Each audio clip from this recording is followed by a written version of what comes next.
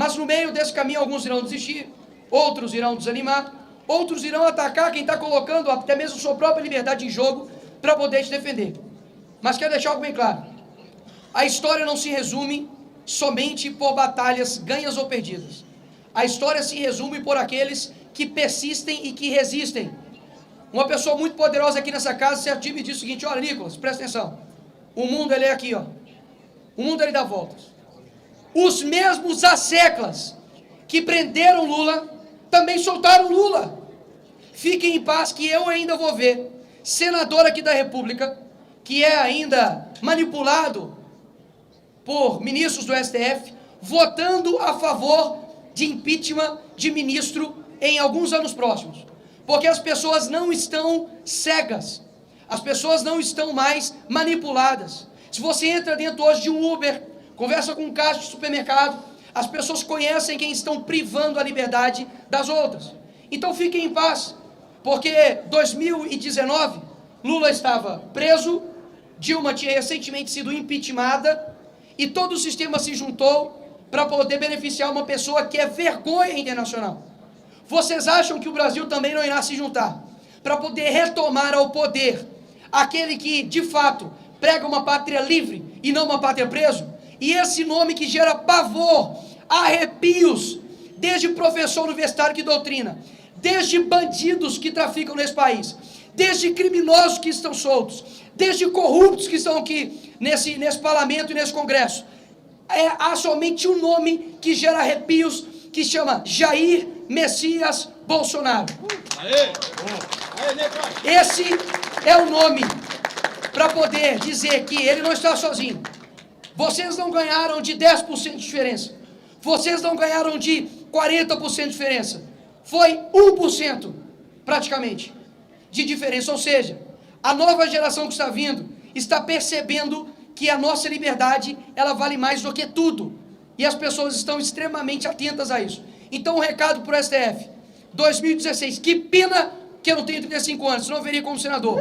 Mas, em 2026, Jair Bolsonaro, com todo esse exército que tem aqui atrás, nós iremos fazer a maior bancada do Senado para poder pautar e reequilibrar esse país. Esse é o recado que eu tenho para aqueles que estão usurpando o seu poder, que não, que tem certeza, que tem até poderes sobrenaturais, porque agora estão fiscalizando até oração de pastor, oração de padre, na verdade, porque padre agora não pode mais fazer prece. Ou seja, nós somos a verdadeira voz do povo. Que fique bem escrito isso aqui nesse dia, de que o mundo, ele dá voltas, e pode ter certeza que nós retornaremos ao poder real nesse país e teremos orgulho novamente de ver essa pátria verde e amarela. Obrigado, senhores. Imagina só, manifestações por todo o Brasil de verde e amarelo pedindo fora Lula, pessoas de todas as classes indignadas com cartazes: eu não aguento mais. No final da manifestação, pessoas dizendo: a próxima vai ser maior. A Globo sendo obrigada a reconhecer uma das maiores manifestações de todos os tempos. O Congresso pressionado, o presidente da Câmara sendo obrigado a pautar o impeachment do Lula. O destino me reserva o último voto para falar assim, pelo impeachment desse ladrão. Ele é impeachmentado, a gente desgasta que a esquerda vem Copa do Mundo, Neymar traz o Hexa com um golzinho na final contra a Alemanha. Depois disso, a gente faz senadores por todo o Brasil, a direita volta ao poder, a gente pauta o impeachment do Alexandre de Moraes e tira ele. Imagina. Sonhar não é crime, né? Até então, né? Até o Alexandre de Moraes falar: sonhar também é crime, né? Não dá ideia, Nicolas. Não dá ideia.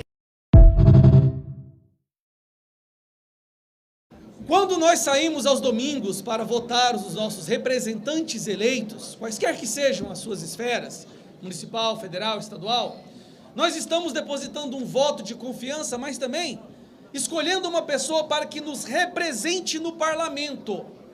Representar não é apenas votar do jeito que você gostaria. Mais importante do que o voto é ter alguém que venha aqui e fale por você. Seja a sua voz. Seja a voz do povo. É isso que nós somos.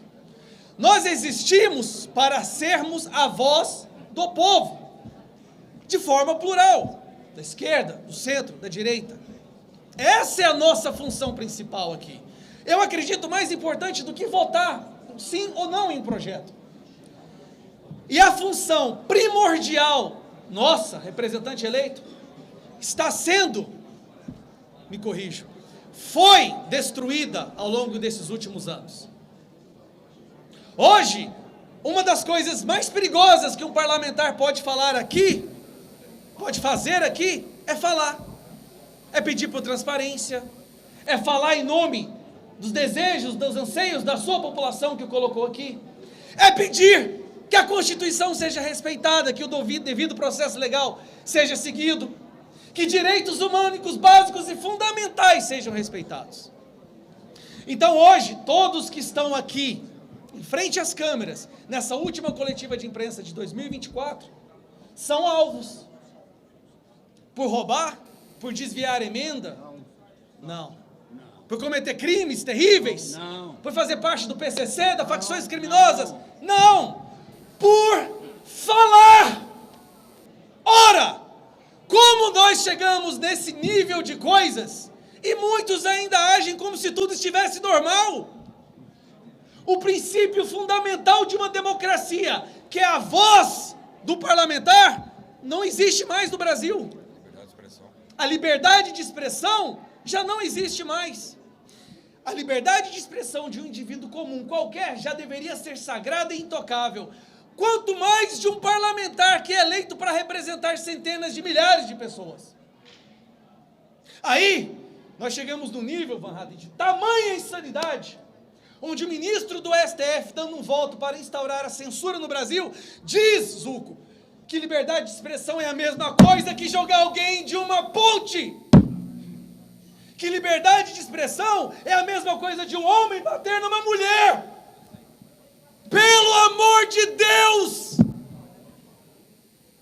Como não ficar indignado? Como não estourar as veias de indignação com tamanha barbaridade? Liberdade de expressão é a mesma coisa de jogar um homem de uma ponte. O que a gente faz então? Se nós não resgatarmos o mínimo de sanidade, pode ter certeza, a democracia já ruiu. E aí, quando a gente organiza uma coletiva de imprensa para fazer uma retrospectiva do ano de 2024, o foco era falar da presidência, do que o governo Lula fez. Espera aí, a presidência hoje no Brasil é Lula ou é Alexandre de Moraes? Porque a maioria das decisões que impactaram diretamente as nossas vidas vem de uma pessoa que não recebeu um voto. Pelo menos o Lula, quando ele toma uma decisão ruim, podre e afeta as nossas vidas, pelo menos alguns votos ele teve. Agora, quando uma pessoa, numa canetada, decide censurar o Brasil, liberar o aborto, liberar as drogas, quantos votos essas pessoas tiveram? Mas essa é a democracia que a gente tem que respeitar? E hoje eu vejo colegas sendo colocados em inquéritos por pedir transparência, por denunciar crimes de funcionários públicos, por chamar o Lula de ladrão, o que ele é, mas não rouba só o nosso dinheiro. Agora, esse regime Lula-STF está roubando o nosso futuro, então é ladrão sim, está roubando o futuro dos nossos filhos. Tudo isso, para concluir, meus amigos, é numa clara intenção de nos intimidar, numa clara intenção de fazer com que a oposição, patriotas, pessoas que querem um futuro melhor e preocupam com a liberdade dos nossos filhos, desistam de lutar. Coloquem o rabinho entre as pernas e optem em não falar mais nada. Eu vou ficar calado, porque assim talvez eles não me persigam. Aí eu pergunto aos meus colegas que estão aqui agora nessa coletiva, nós vamos nos calar? Não! Nós vamos continuar lutando pelo Brasil? Sim! Alexandre de Moraes e toda essa ditadura do STF, pode não ser agora, pode não ser ano que vem, mas nós vamos vencer. O Brasil vai vencer, o povo brasileiro vai vencer e vocês vão perder. Essa é uma garantia que todos nós aqui dispostos a sacrificar as nossas liberdades estamos colocando na mesa. Obrigado. Muito bom. Obrigado, deputado Gaia. Gostaria de falar uma das pautas agora, o deputado Mário Frias, uma das pautas que mais toca o Brasil e também a oposição.